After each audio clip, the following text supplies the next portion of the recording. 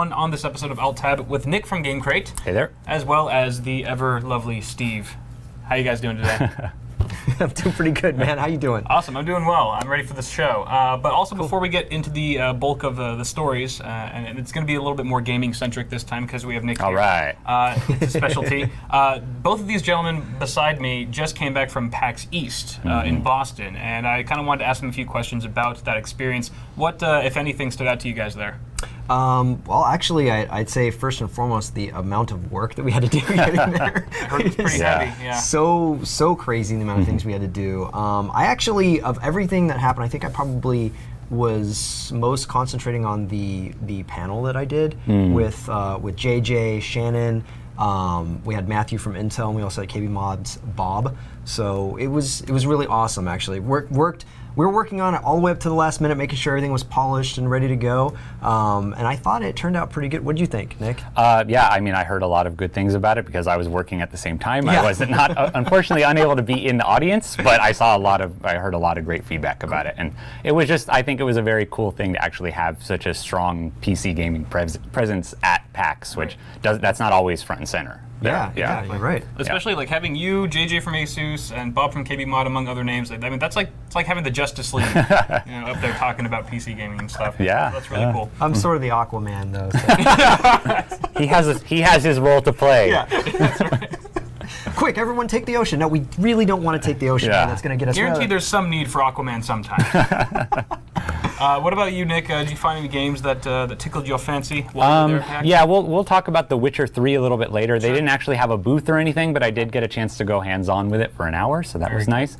And Gigantic had a really big presence, probably because they're, they recently partnered with Microsoft, so they have a lot of money now to spend, and they had a really big booth that was really cool, and I went hands-on with that. That was pretty cool. And then, aside from that, PAX was all about indie games. Like the contrast between this year and last year. Last year you had big Evolve booth. The Civilization Beyond Earth was announced, and this year very little big games. There's no Batman there at all. Like no Mortal Kombat presence. I guess part of it is because GDC just happened and E3 is right around the corner. It seems like a lot of the bigger games skipped out on PAX, but that allowed for indies to have a big presence. And that's kind of nice. I mean, how did you feel having like more of an indie presence there at PAX? Like, did you feel like it was a little bit more laid back? Like people are more willing to let you try out their games and stuff? There's not like these kind of specific guidelines or boundaries that you have to break through with larger developers sometimes. Yeah. Well, indie game people are always like, or in my experience, they're almost always very like they'll go to you. They want to help you talk about their game. And it makes sense because they don't have the big money to spend that the big developers and big producers have. So they're oftentimes they're a lot more open. They're a lot more like they'll just let you. They'll say, hey, you can play as many times as you want. Just sit here, try it out, and everything. And there's like 15 people behind Nick. Yeah. They usually have special stations dedicated for press, but yeah. I have to wait in line at all. Everyone's like, I do. Thanks, Nick. Yeah, I do sometimes feel guilty because sometimes there's long lines and you do get to skip it, but you got appointments, you got to keep them, you got to hit everything. Everyone else I know who went to PAX East just keeps talking about the back of your head. That's the only thing that they can talk about. But that sounds great, gentlemen. I'm glad you guys had a good time at PAX East. Cool. Hopefully have so many more stories to tell for next year as well. But I think on that note, we should get into the beautiful stories we have ahead of us. Steve, what do we have first up? Actually, the very first story is actually something that Nick whipped together. Oh, cool. Nick, take it away. Yeah, we were working on Game Crate on this yesterday. Yesterday was NPD Day. If you don't know what that is, it's every month the NPD group releases a report of the physical sales of consoles and video games. And so it's a big deal every month for the people that are really into the console wars because it's like, oh, this month Xbox won and then PS4 wins. And also just to see what the top 10 best-selling games are. So it's pretty exciting. So we have a story on Game Crate about it. PS4 was the best-selling console of the month for February in terms of dollar sales. They've won a few months in a row. Xbox won around the holidays when they had their price cuts and they had like nice bundles. But PS4 has won a lot of the months recently. They're ahead of the game there. But actually, interestingly, the 3DS was the best-selling console in February in terms of volume of actual units because it's cheaper than the PS4, obviously. And that was pretty exciting for people who are big fans of Nintendo, big fans of the 3DS. It was pushed with the 3DS XL, Majora's Mask 3D, and the new Monster Hunter game. Those are the kind of the things that have inspired people to go out and pick up a 3DS if they didn't already have it.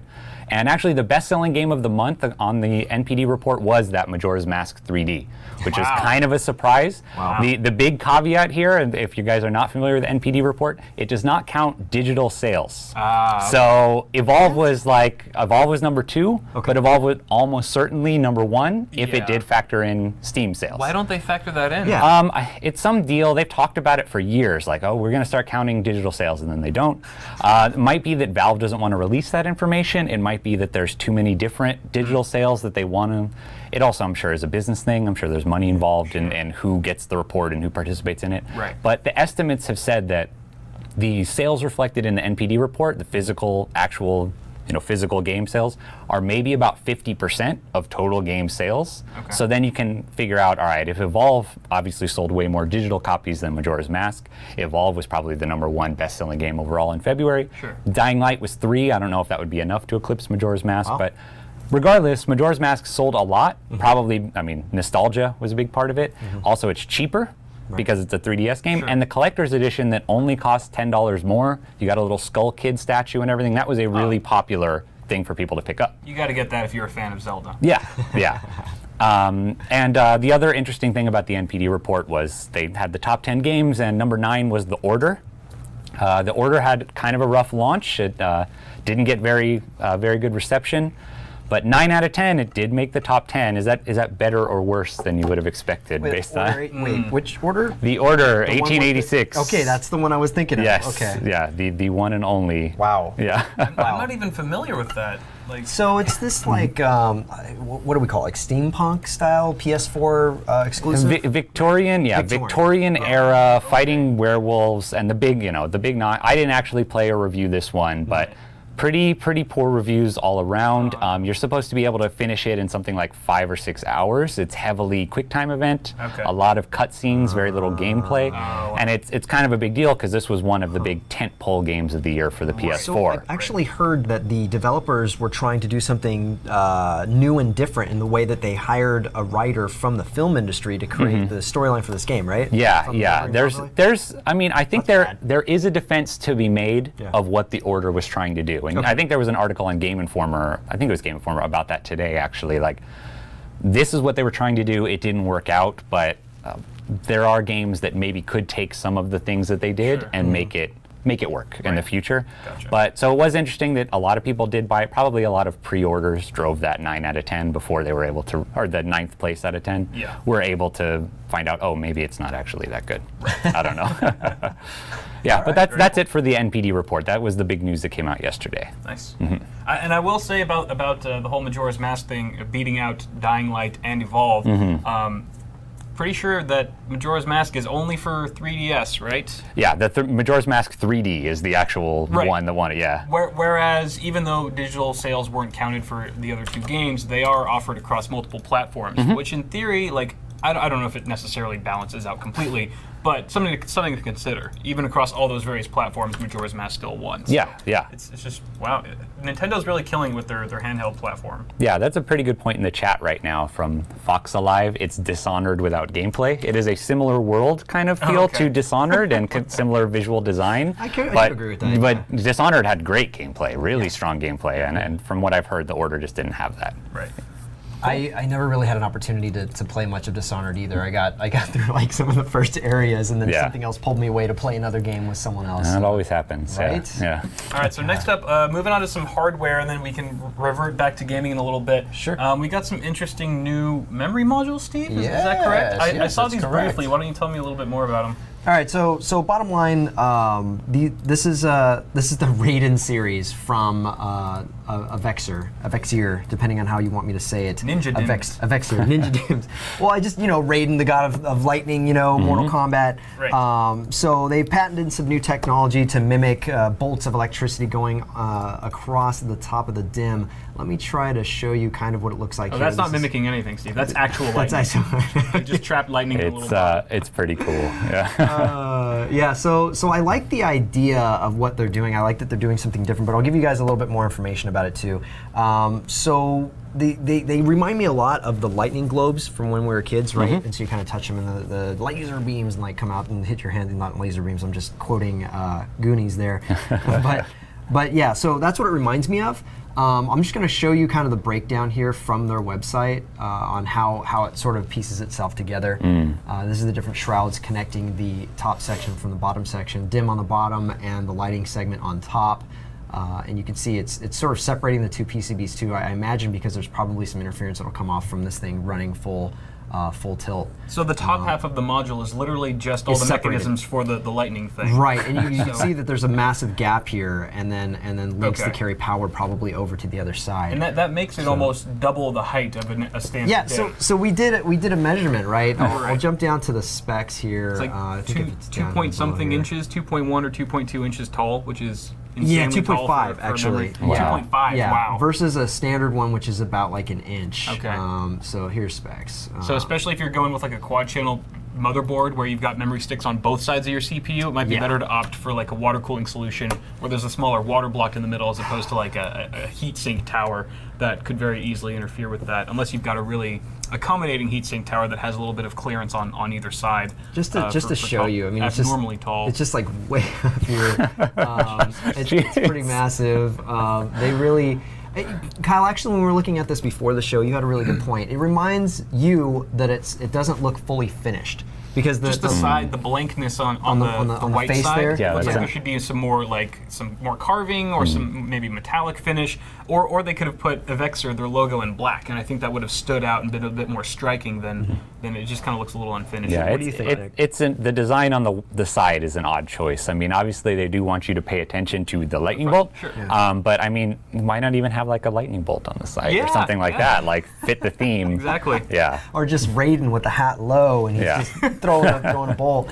I do agree with you. It sort of reminds me of the levels in Mirror's Edge, where they were just kind of white, right, with no texture to it, and I just feel like that's where I agree with Kyle that it looks unfinished. Wait, hold on. Keep this image up.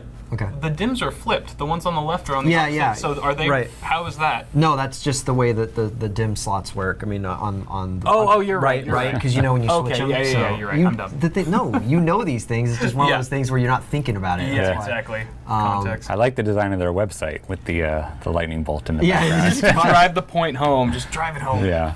We got lightning in this. So some facts about its 8-layer PCB. They're also, of course, using XMP profiles, or not of course, but they are using them for profiles up to DDR3, 2400 megatransfer per second. They're also using machined aluminum heat sinks, and they're hand binning the DRAM chips for the best overclockability as far as the memory side can go. Comes in speeds of 1866, 2400, and densities of 4 gigabytes as well as 8 gigabytes, and dual and quad channel combinations. So in terms of the specifications, I'll just jump back down to that again so you can kind of see these on the screen and maybe pause or screenshot that if you want to look up more information. But aside from that, aesthetics, I think they're doing something a little different, and I can appreciate that. I can appreciate them doing something different. I don't know that I would use them myself personally, but there's probably a build or a modder somewhere out there that's like, that's the thing I needed to complete my build. Right. That was it. So I think if they could do a little bit of space management and get the lighting module on top, the lightning thing smaller and shorter, I think I might be more interested. But I'd also be curious to know what kind of premium they're expecting for this kind of this gimmicky-esque aesthetic. Yeah. But I think it could look cool. They had a few pictures of it with an Asus. Which one was it? It was a Sabertooth, the white camera one. The Sabertooth. And that looked really nice. Oh man, I just. So I can see this good for like a kind of a showpiece PC, or if you're really it's trying gonna to be glam it something out. Yeah, I just wonder how close you actually have to be to that to see it the way that like it looks in pictures, because that's what happens a lot of times with like, oh, look at the lightning or whatever, but if there's any light at all, you can't see it unless you're right up against it. You really just need to kill all the lights in the general vicinity. Yeah, turn your monitor off, turn everything off. Yeah. Look at my case, bro. Yeah. Like, have you ever just come over like, why are all the lights in your house off? Turn Yeah. off my RAM, I'm bro. gonna check this out. Live stream. So let us know what you guys think of this this memory kit from Avexer. It's Avexer, right? Avexer. Avexer. I'm going to say Avexer. I'm Let us know gonna what you go guys think of the aesthetic. Obviously, the specs are nothing to scoff at. It pretty much keeps in standard with what's available in the market right now in terms of DDR3. Loose timings. But I think the main thing here, the main selling point for Avexer at least, is the aesthetic, the kind of cool lightning glam that they got going on there. But cool. Kyle, I'm going to start off this one and I'll let you finish it. How's that? I'm a good finisher. For stories. So I'm going along with the name of this being pronounced Erebus, E-R-E-B-U-S. A lot of hard to pronounce Yeah. things. It's actually Greek heard before, but- something. Okay. It's Greek something. You guys talk look about it. that I'm up. going to figure out what Erebus is. Otherwise, The it's writer's going to gonna bother get this me. figured out for us. So, Implement bottom line is, I was tweeted to about this particular product directly from them, and I was like, oh, what is this? Because I've been tweeted to about products before, and I'm like, okay, whatever, they're okay. I found this kind of interesting. I told Kyle about it and Nick, and they both sounded pretty interested in it, so we threw it on a show. Bottom line is, this is an expandable chassis, for lack of a better word for it. If you can see down here, here's what it would look like in sort of a more closed-in version of it, with a motherboard and everything installed inside of it. And I should have preloaded these pictures, so I apologize for that.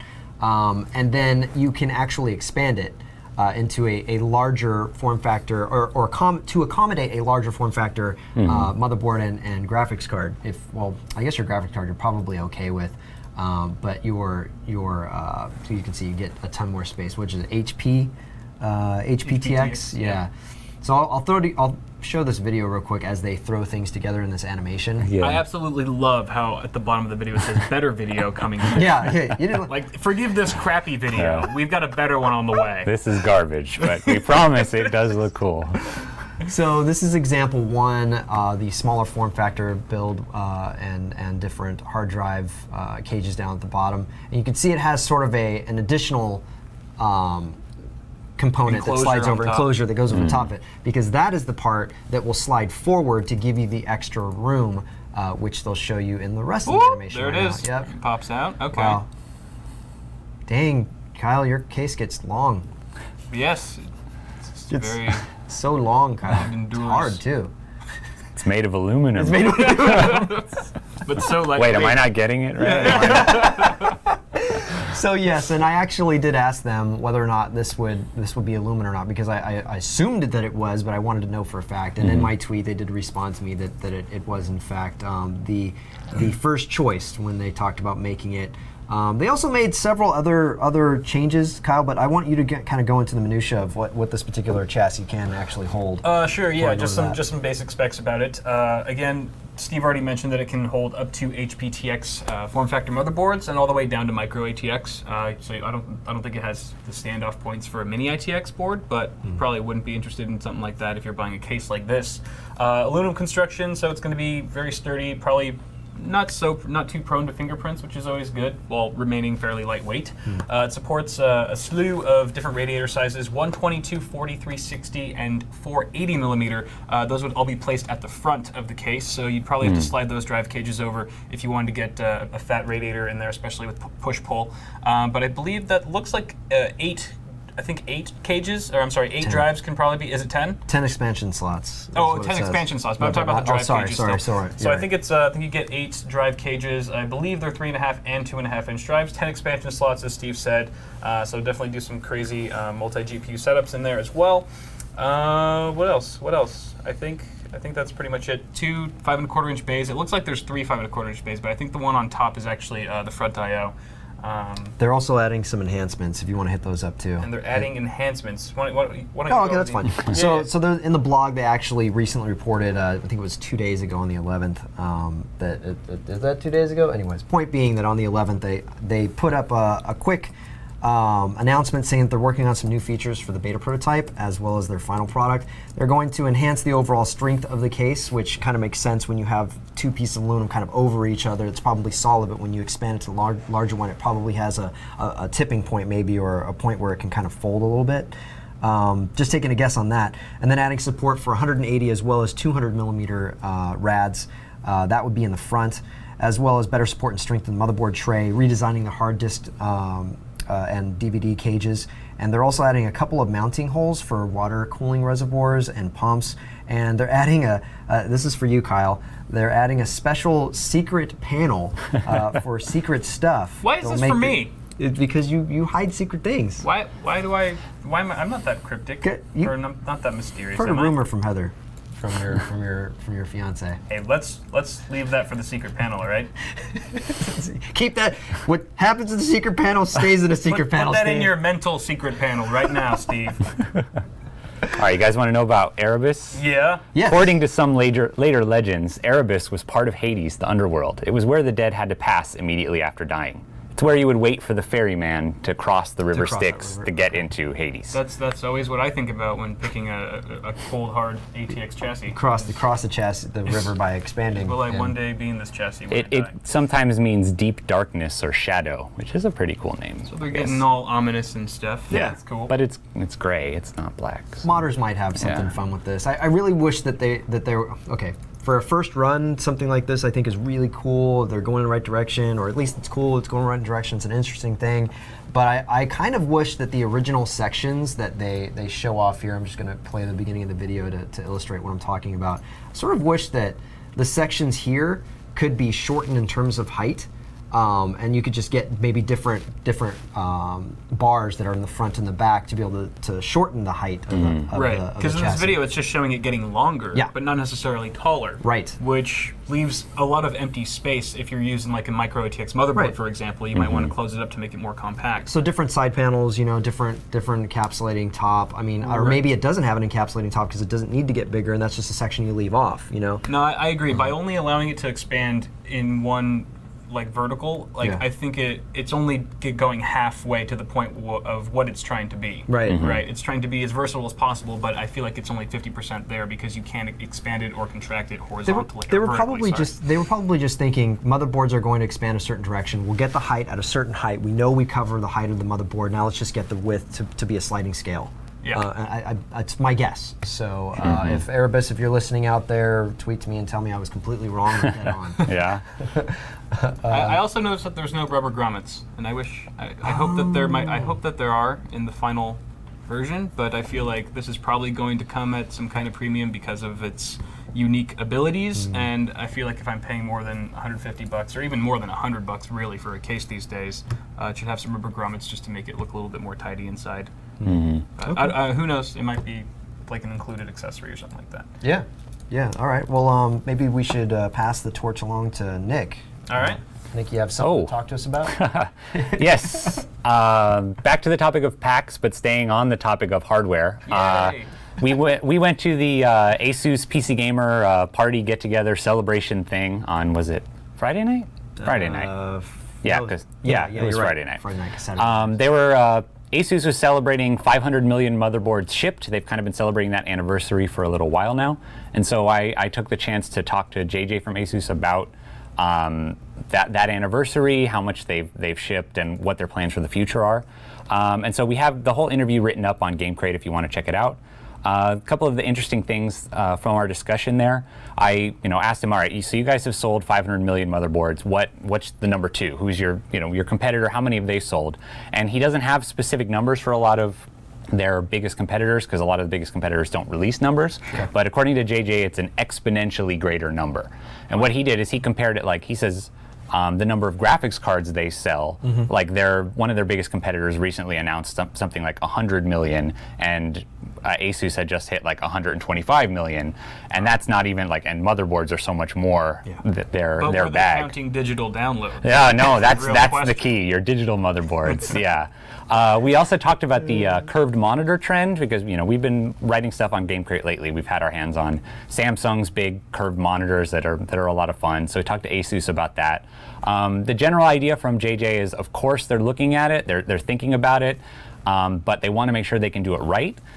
There's a lot of engineering questions. There's a lot of stability questions and consistency questions about backlighting on the curved monitors. And the Asus is concerned that you get somebody buying a new piece of technology. Yep. And then because it's new, it might not be 100% perfect. Yep. And then people get soured on it forever because it wasn't perfect the first time. Yep. And they don't want to fall into that trap. I'm sure they've had experiences with that before. Yeah. But JJ did say, his quote is, "I would say it would be reasonable to expect a curved display from us potentially very late this year or definitely sometime early next year." Nice. So if you want a curved monitor, but you're going to hold out for an Asus, then that's the time frame you're looking at according to the latest word from them. Cool. Fantastic. Thanks for that scoop. What do you guys think about curved monitors, by the way? I'm always curious to get people's opinions on it. So someone educate me real quick. I thought the point of a curved monitor is to give you a better viewing point from a single position on a wider, bigger screen. Is that the case? Yeah, well, I think it's supposed to be like, marketing will tell you that it creates a more immersive experience. They use that word always, yeah. Always immersive. Yes. But I think that's very subjective depending on not just the person's perspective and whatnot, but also the size of the monitor and the width of the monitor and whatnot. Like, I think if you're just talking about like a TV, like a 55-inch TV or something like that has a slight curve to it, I don't know if you're going to be that much more immersed into a movie. However, for example, if you're gaming on like a 21:9 monitor, something extra wide screen, ultra wide screen, then that becomes a little bit more relevant, and maybe that's worth my extra dollars. But because we could actually do the math to see what the angle would be of where your eye would be at a certain width, where if most panels, 170 degree viewing angle up to like 100 for an IPS, right. So depending on the type of monitor and what kind of panel technology they're using, I always felt like at that degree measure, this can be pretty far outside my peripheral, and I don't need a curve to bring that in. But if it's a lesser panel or a different type of panel, and I'm not completely versed on all panels, that maybe a curve would help. That's where I think they're trying to go with it. But for me, it's like, that really makes more sense for a curve, makes more sense for a monitor on a computer where a single user is looking at it than it would be for a TV where you want multiple people watching the TV, right? Exactly. Like you're taking the sweet spot. Here's the curve of the monitor pointing at you, and you're curving it in, like focusing in to one point as opposed to widening it. It's a very egocentric TV. Yeah, it is. Yeah, that's definitely the case. And like we wrote it up on Game Crate when we had the 3 Samsung curved monitors, and we tried out a bunch of games with them. And part of the issue too is not every game they don't know what to do with this. So there's half of them are broken, half of them don't work properly, or they're like stretched to all crazy levels on the side monitors. But the ones that do work, there were a few that worked really well. Portal 2 was one of them, and it might make you super nauseated to play Portal 2 with like it filling your peripheral vision, but it was a cool experience. There was that extra sense of immersion, but there's so many things about them. It has to be far away on your desk. It cannot be sitting at the distance of a normal monitor. You have to have it way far away. The footprint of them is enormous. But like, when we were trying them out, here at Newegg, and we had them at PAX East in the booth. They're eye-catching. People come over and check them. It's like, whoa, look at that. Like, running Far Cry 4 on those, it looks really cool. Just the question is it worth it? And I don't think anybody's really answered that yet. It's too early to tell. Yes. Okay. But definitely intriguing. Fair enough. Cool. Good info from Asus. Thank you, Nick. And then is this yours as well, Titanfall 2? Or? Yeah, I'm gonna keep on talking if that's all right with you guys. Great. You're doing great. This was another bit of big gaming news this week. Titanfall 2 officially confirmed. It's going to come to Xbox One, PC, and PS4. It was confirmed in an interview with Vince Zampella of Respawn and an interview with IGN. Basically, no details at all about anything. He just kind of said, yeah, EA has basically said we're going to, so we can say it. Yeah, it's going to be a multi-platform thing, and we're gonna bring out Titanfall 2. Really, the big question, and we have the quote on the Game Crate article, the quote from the interview, but he talks a bit, it seems like they're thinking about the balance between having any kind of single player experience and multiplayer experience and the kind of players that Titanfall alienated by not having any single player mode. But he also says that they wouldn't have done it any differently with Titanfall 1, so it doesn't sound like they're necessarily like, oh yeah, we're definitely going to have a single player mode this time. I think that it makes the most sense too. They were creating a new engine. They're a strong team. They've proven that before. They know how to make a fast-paced first-person shooter. So Respawn's just thinking, all right, let's just get the engine out there, and we'll let it get a little smoother, a little better for the second duration of Titanfall, and that's when we'll really hit the points that people wanted us to do in the first one, or felt that we were lacking in. I'm sure. Yeah. I mean, you really need to make sure it works properly, and I have to say that for a launch of a game, the game worked really well. Yeah. Did you guys have problems? I don't remember. If you I had didn't. I didn't have problems. It was stable, and it would have to be because there's no single player. If the launch is not multiplayer stable, there's sucks. no game. You just paid all that money for no game. You could just look at the title screen. Yeah. That was pretty. Yeah, that was Basically, fun. Steve, what you're saying is Titanfall 1, the original, was basically just the beta of Titanfall. It's just one giant beta. That's cool. It's a good way to That's look a at it. prequel. Yeah. It's a prequel. All right. Yeah. Any kind of information about like any kind of cross matchmaking between platforms? They haven't. I mean, they've said literally nothing except that Titanfall 2 is coming.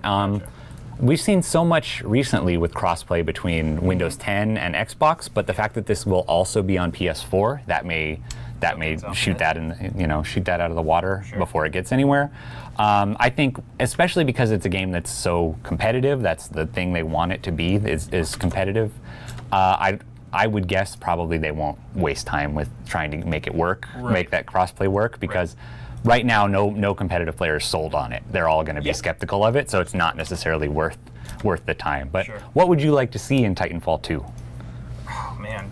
What was missing in the Titanfall experience for you? You know, I didn't play it enough to really say, but because a lot of people were talking about the fact that at a certain point it's just the same thing over and over, and that's why it died in some respects. That the community kind of Most fizzled games out. are like that. Yeah. I know most games are like that, true, but I don't know. What about it for you guys? Like, got stale, made it get stale? 'Cause I didn't play it enough to really tell. Like, I really like the idea of a Titan, right? But I felt in the Titan, I was just a bigger me. Yeah, that's a good point. Versus crumbling into a building, right? Yeah. You punch me or throw me through a building. Yeah. I would feel like a massive dude, especially if there was 5 or 6 guys in there, and I just punch through the wall, grab them, and break them in half. That would be, I am in a giant robot, and I just smushed your face You in. basically need to be like the monster and evolve. Yes, I would want that. That would have been good. Yeah. Yeah. For So me, that's what I want. For me, the thing with Titanfall is that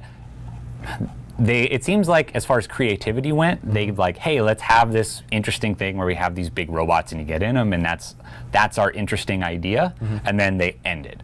And like, aside from the smart pistol, which locked on, like all the guns could be in any other kind of game. True. Like, and you have giant robots. It's the future. It's science fiction. But most of the maps wouldn't look out of place in like a Call of Duty experience. Yeah. The DLC has helped that a lot with like the training modes and the more alien planets. But that's what I wanted from this sci-fi futuristic game: is more creativity in the weapons and maps to make it feel more like not just a Call of Duty game. That makes a lot of sense. Didn't they also recently give away all the DLC too? Yes, yeah, that's just actually coming out. Like, I think they may have just confirmed that it's going to be free forever as far as the first, as part of the first anniversary, but it is definitely free right now on Origin and I think Xbox as well. Nice. The DLC is free, so you can try all that stuff out. Fantastic. Very cool.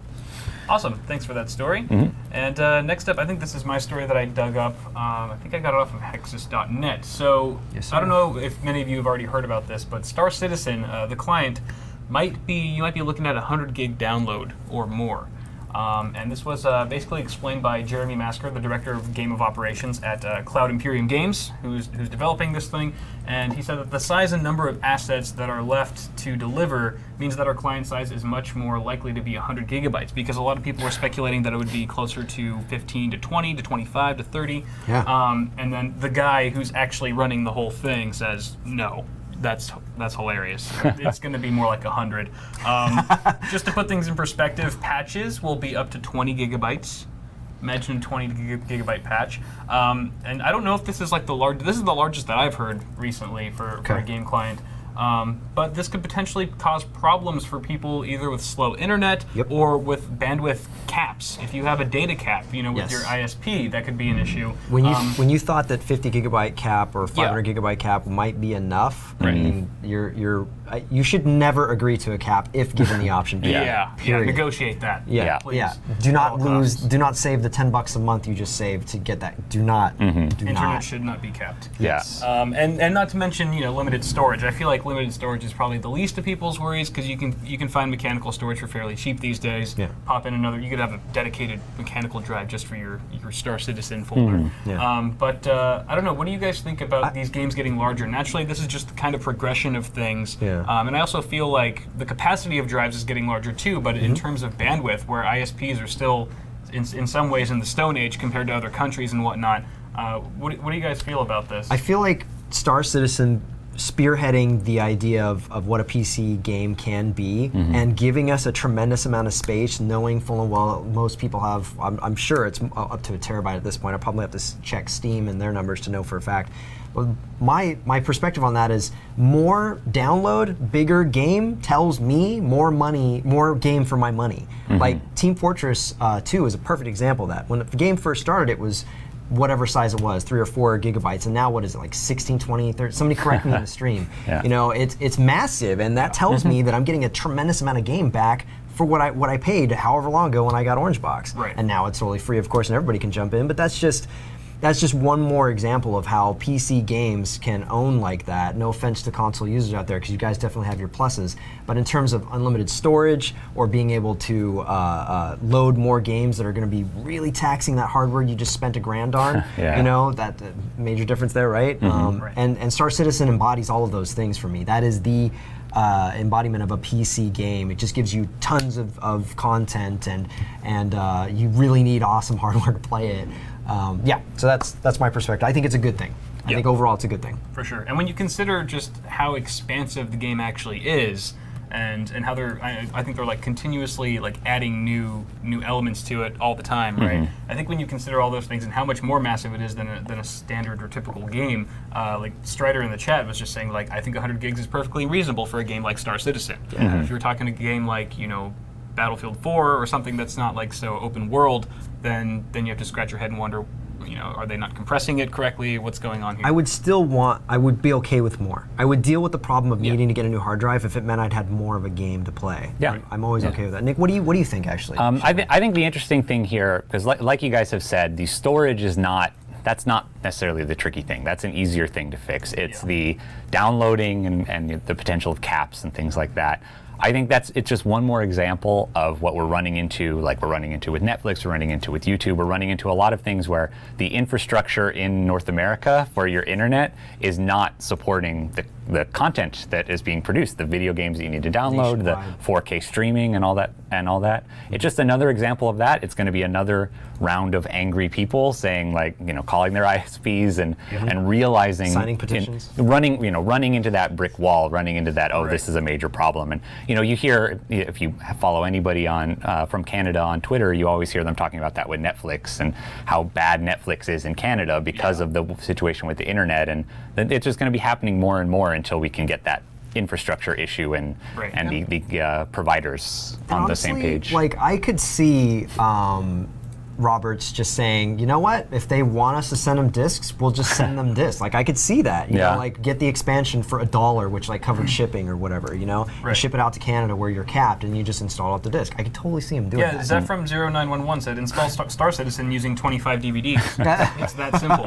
Yeah. Well, go Blu-ray, spend a little extra money, maybe that would force them, or send a USB drive, maybe make it $5-10 there you go. and send it as a USB drive. So that is an option. that's still 100. Yeah, but you would install it from scratch. Let's just call the patched elements, Right. Keep them to like 64 gigabyte chunks, we'll say. That'd be interesting, like in the future, if ISP started catering their internet packages to gamers. Like you've got, Time Warner's got like their Extreme package, it's like 50, 55, and then you've got Ultimate, and then you've got Star Citizen. For like the people who are actually downloading hundreds of gigabyte games, like. There was a time actually where and if you guys know what I'm talking about, sound off in the chat, where you would go to a website, that website's job was literally just to download the files you want, burn them to a CD, and mail it to you. That was like a thing for a while. Yeah. Should we move along to Sure. Wait, what time is it? Oh, it's 41 after. We got to answer some questions and then we can finish up the rest of the show. Sorry guys, we've just been so excited going along the line. Haven't even been looking at the time. Yes. So if someone can make a note in the show notes that we're doing it at 3:40, we'll get. Oh, go ahead, Cal. So I was going to say, why don't they send in our questions to our various Twitter accounts and whatnot, and then were we just going to roll on with the next few stories? Oh, that's fine. Yeah. That way it queues up a little bit. Give them some time. So Sounds guys, good. tweet in your questions to either the Twitter handles at the bottom or Nick at GameCrate. That's just at GameCrate on Twitter. Just queue those up for us. Any questions that you have about gaming or PC hardware, whatever it is you want to ask us, go ahead and do that now, and we'll be taking those questions from you at the end of the show. Momentarily. So let's move on to the next story. If you die in this game, you can never play again. You know what Ever. game I'm talking about? No, what game is this? So this is Upsilon Circuit. Upsilon Circuit was made by Robot Loves Kitty, which is a great name for a dev, by the way. Essentially, the idea here is they made a game where only 8 people at a time can play it. And the idea there is that you are being watched by either a stream viewership, or if they run something themselves, or they go through Steam, whatever it is, the viewership gets to tell or gets control over the gamers that are playing it. And obviously, as you said, once you die, you're done forever. But some main points about this is you're basically like running as a contestant on a game show, is what you could consider it, right? Because if only 8 people are ever selected at any given time, then that's pretty big, right? So it's an interactive game? Yeah, I'll get there. So you're fighting monsters and you're picking up treasure as a contestant. Okay. But the audience is actually going to get rewards, as well as collecting all of the XP that you've derived as a player, and then applying it to your skill tree. Okay. So essentially, if you guys are watching, if we're watching Nick, and then as Nick does things, we're getting his XP, and we're deciding collectively, all right, let's put our XP on this. Let's put it on this. So it's almost like, Twitch plays Pokemon in that aspect. Right. But if we just troll you, which we could feasibly do, you're going to have super fast leg speed and terrible strength or whatever. I'm just making. Right. Yeah. So your fate as the character is kind of in this community's hands. Right. You're just They're kind of a almost the DM. pawn in this grand scheme of a game where you have the illusion of control, but you really are susceptible to anyone else's. Well, it has to be a collective group, so Sure. the group themselves have to say, yes, this is what we think you should do. Yeah, so it's going to be the Twitch plays Pokemon style of whoever wins the day, like whichever side is more active. Yeah, right. It might break down into what time zone you happen to be playing, like that game did. Yeah. So it's an action RPG meets game show, essentially, and once you're dead, you're off the game show, and you're also perma dead. I'm going to speculate at this particular point that they're probably going to start with Twitch streamers with massive audiences, because then you get the biggest bang for the buck. You get people on there playing it. They get and even the streamers get an opportunity to play and interact. I don't really know how they would stop multiple entries, because it's feasible you could create multiple logins, right? But what if both your logins got called at the same time? You're just like, dude, do you want to play a game real quick?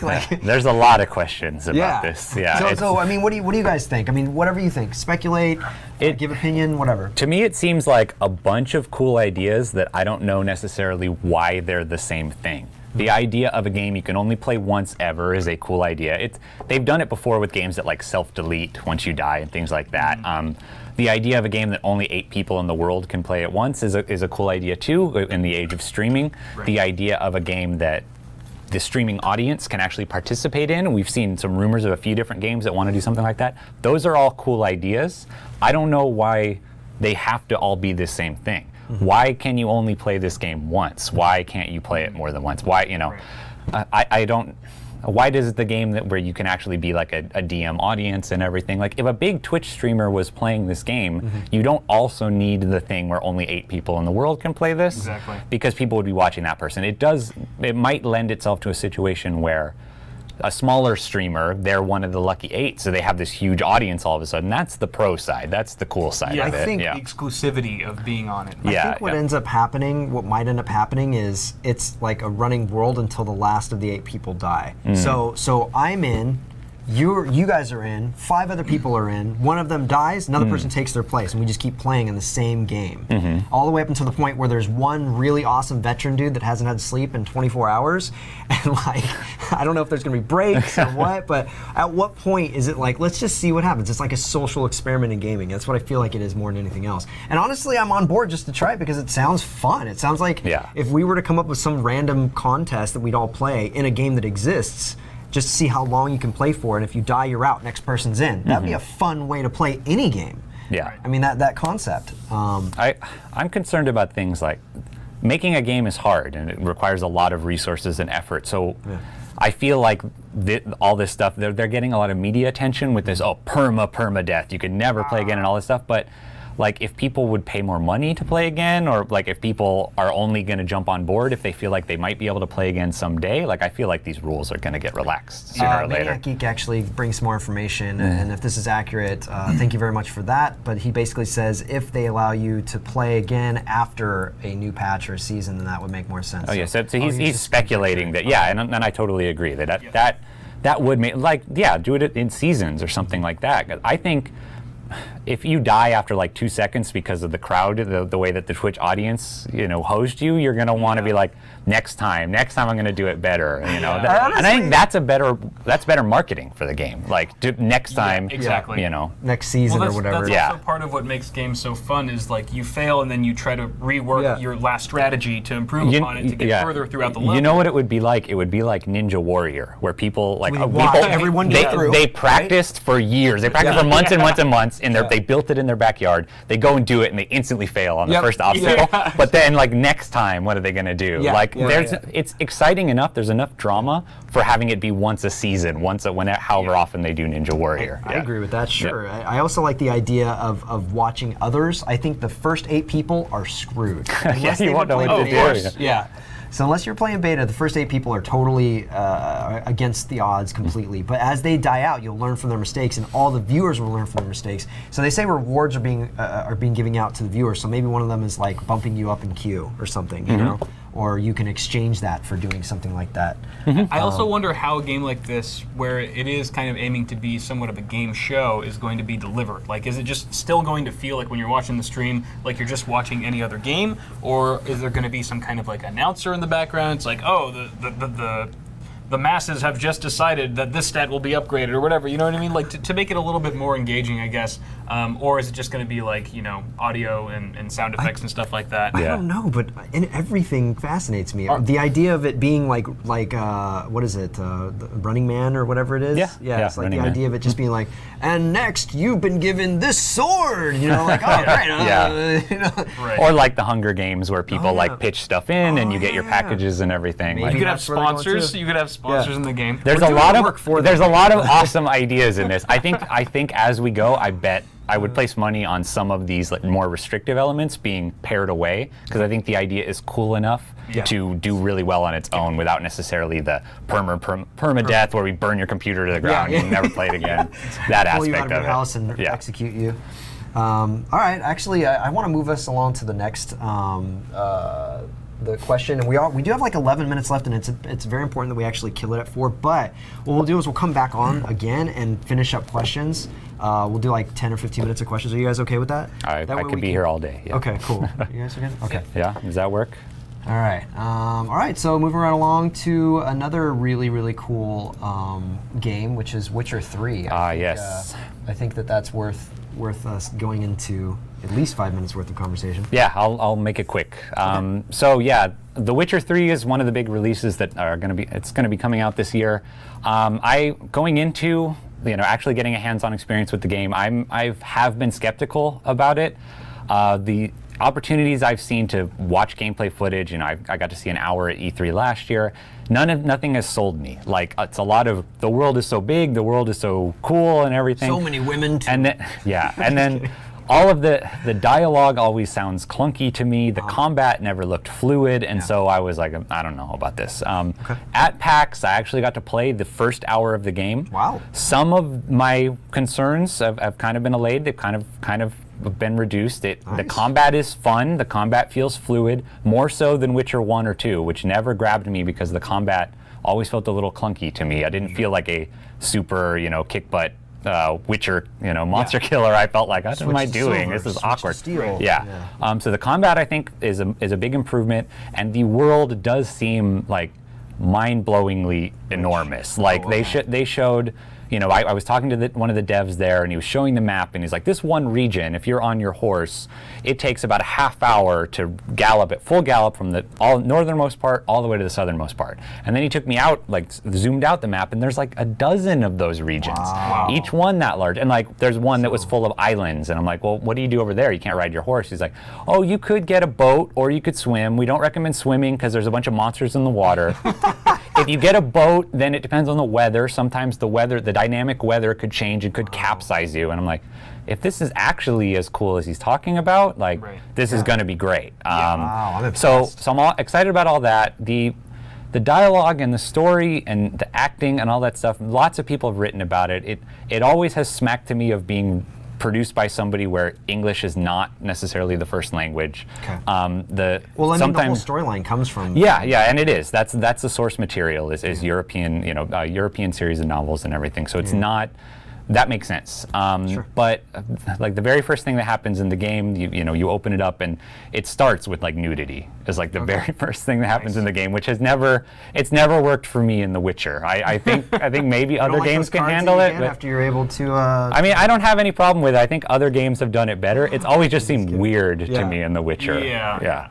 But weird to me when I'd pause and leave the room and not come back for like half an hour. All right, I can play a game again. Oh, more nudity. All right, I'll be right back. Yeah.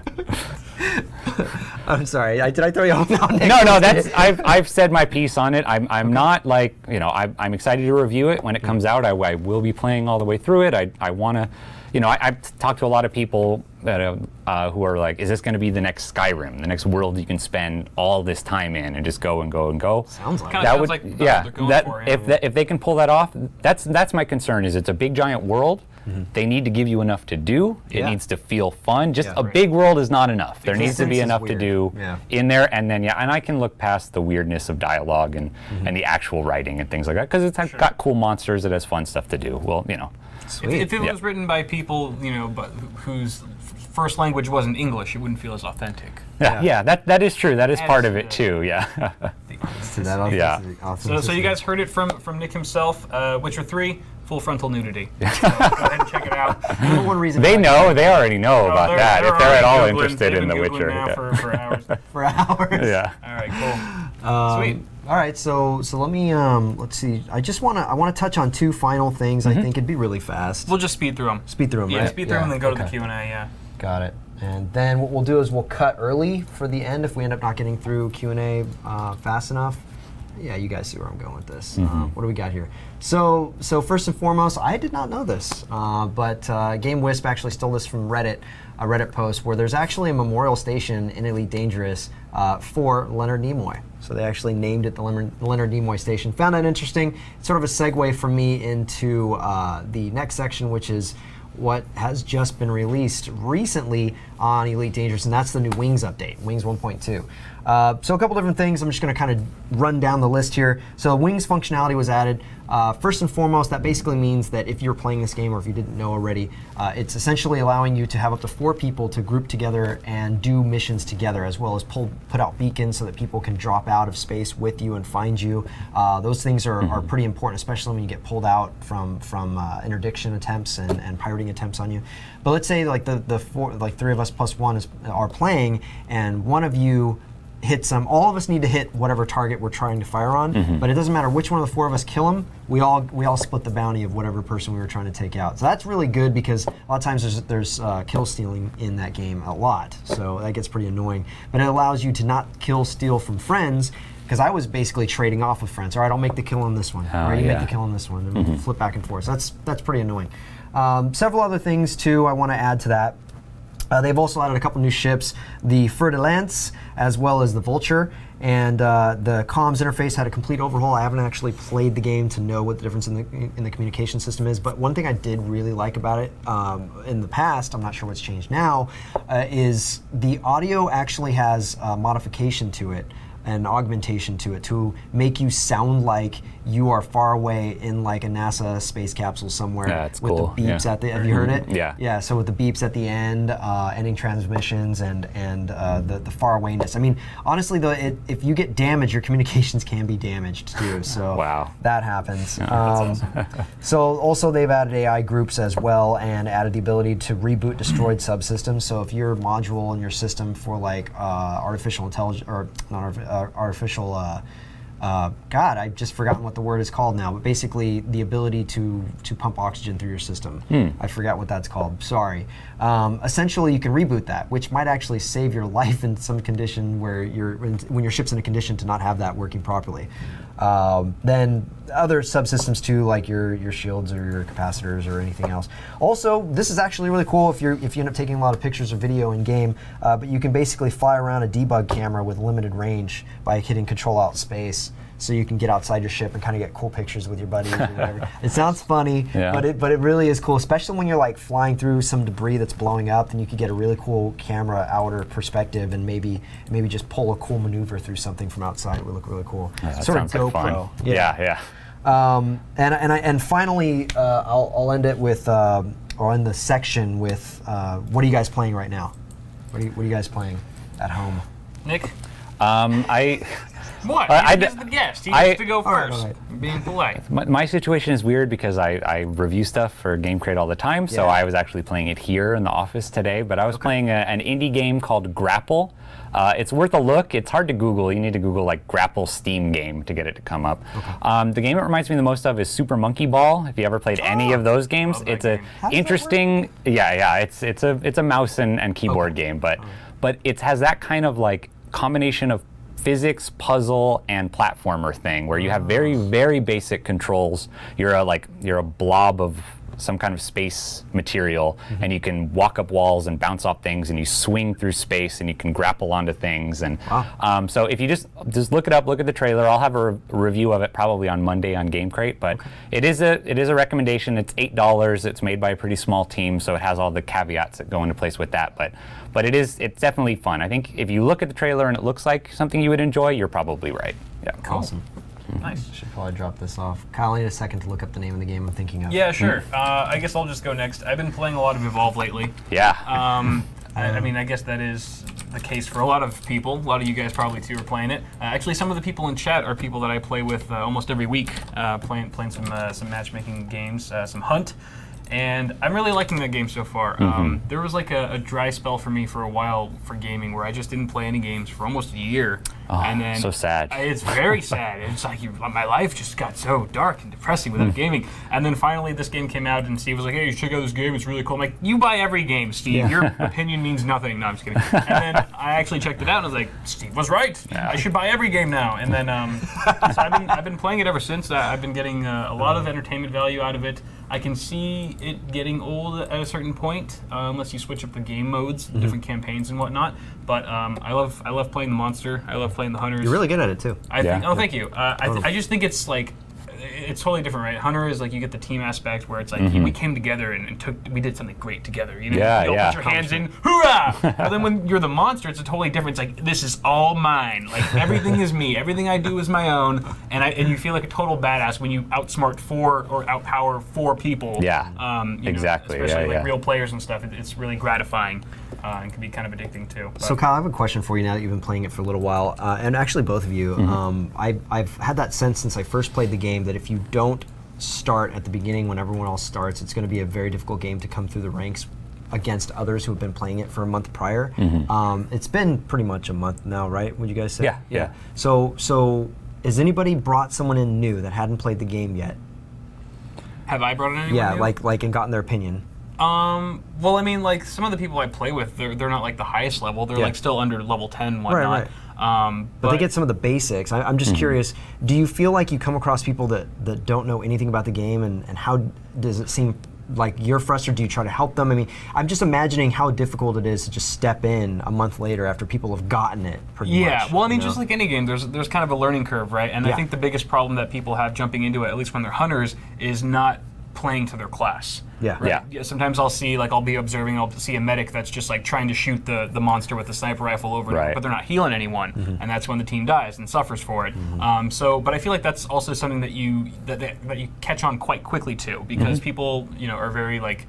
Some nicer than others, but they'll be like, "Hey, man, you should heal more," and blah blah blah. You kind of learn quickly the more you mess up and stuff. So I feel like, for the most part, I see a lot of people in game that I'm just like, "Yep, they're doing the right moves. They're playing to their class and they're helping out their team." But I think it's a fairly easy game to pick up in the grand scheme of things. Yeah, I think the fact that you can play it entirely single player with the bots, I think that's a huge advantage. Absolutely. And like I do not generally like playing multiplayer online shooters for exactly the reasons you're talking about, because you just get rocked, and I don't have time to sit down and become really good at one game. So with Evolve, I think it might remain new player friendly for longer, because you can play with bots, and they're not the toughest in the world, but if you can hold your own against bots and win reliably against bots, and you tweak the difficulty up, then you're ready to jump in. You understand the basics and everything, and you're not going to embarrass yourself, I think, in a match, as long as matchmaking is working. Yes. And you're not put against people who are way better than you, because you'll always lose in those situations. But So bottom line is, if you're a new player right now and you're jumping in, definitely jump into the single player more. Get used to that, because you're not losing anything. You're still leveling. Yep, you still get all the gotta points practice. there, yeah. And the bots are difficult on both sides, monster or Yeah. human. So. All right, Q&A? so let me just hit up my games, and then we'll Oh, yeah, stop. yeah, and sorry. we'll- That's Forgot okay. Steam. We'll hit up my Steam. game, and then we'll start with Q&A on a separate cut. So you guys stick around after we cut, and we'll do that. So I actually picked up Sid Meier's Starships. All right. Yeah, and I liked the game. I thought it was pretty fun.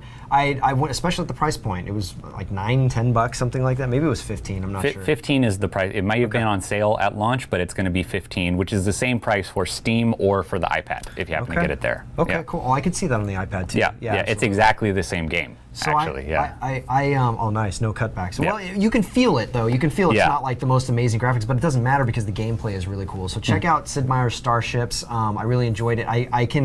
I can draw comparisons between it and Railroads. So when Railroads first came out, it was fun. You could get in and out of the game quickly, get the grasp of what you need to do very fast. Yeah. And just an easy entertainment, like dumbed down entertainment, fun game where you can still play strategy. Yeah. I enjoyed it. So check that game out if you guys haven't done it yet. And I think that's probably going to wrap our show for right now. We'll do Q&A as a separate segment just because we were so long on this one, guys. But Nick, thank you so much for jumping onto the show, man. Thanks for having me, guys. Yeah. You're real good hosts. Take a picture. Take a picture. Give me a baby to kiss. Kyle, thank you as always for coming on Yeah, as well. for sure. Thank you guys for watching as well. Stay tuned for Q&A coming up really soon. We're going to cut for a little bit and then jump right back into it. If you guys can't join us for that, then be sure to join us next week for Alt+Tab. Next Friday, same time, same place, twitch.tv/Newegg, and that's at 3 o'clock Pacific time. 3 o'clock Pacific time is the safest one. Boom. Thanks, guys. See you Thanks. soon. Right. See ya.